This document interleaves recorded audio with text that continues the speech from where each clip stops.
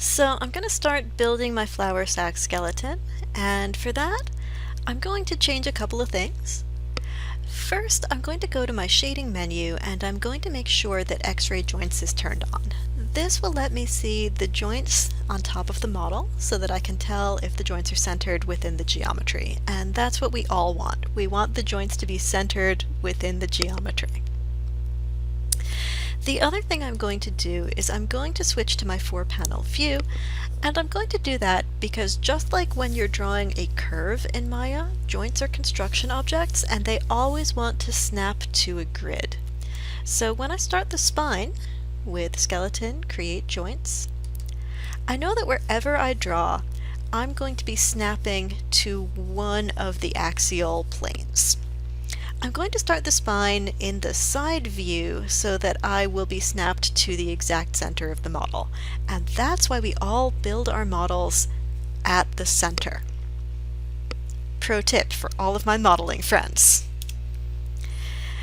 Now, with any spine, you want to start at the center of mass, and I like the flour sack for this because it has a clearly defined center of mass right here.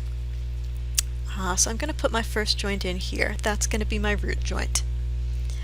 Then we're just going to go up along this mesh line here. That's going to be my lower spine, my upper spine.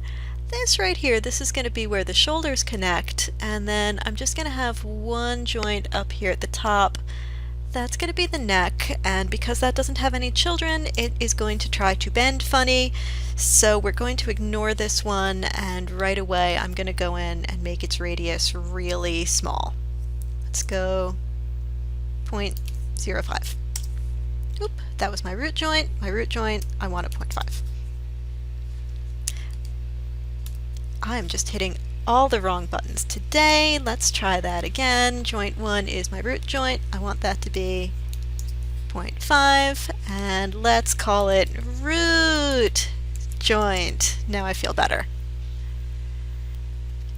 This next one is the lower spine joint, and we'll make that a little bit smaller. I'm going to go to 0.3. I always want my root joint to be my biggest joint. I want it to be visible from a long way off. So this will be the upper spine joint, and we'll make that one 0.25. This one is where the shoulders connect, so we'll call this the shoulders joint, and we'll go down to 0.2. And then this one is the neck, and since we don't have a head, we're not going to bind to this. We will just give that a measly 0.05 and ignore it for the rest of its life. It's just sitting there to hold some funky rotation. So that is the spine joint, which I drew in the side orthographic view. The next thing I'm going to do is the legs, so I will just stop this video here. We'll make another one for the leg, and that's just so that you have enough time to figure out how to get your joints named and how to get their radii set up, and just to make sure that they're all nice and centered within the geometry. So take some time and do that, and then join me for making the leg.